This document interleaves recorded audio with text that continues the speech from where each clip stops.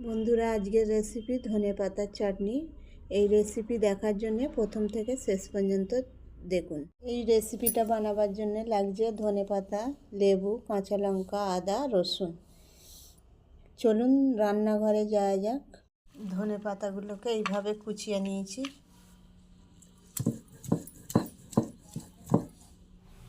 চাটনিটা মিক্সচারেও করা যায়।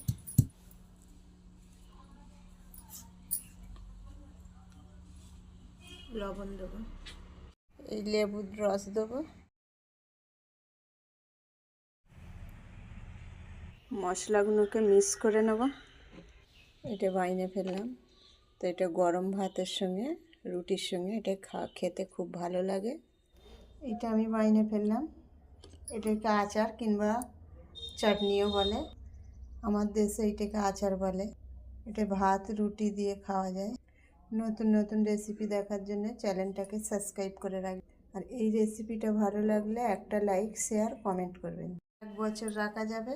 এটা কাঁচের জেরের মধ্যে রোদ্দুরে রাখা যাবে 1 বছর ধরে।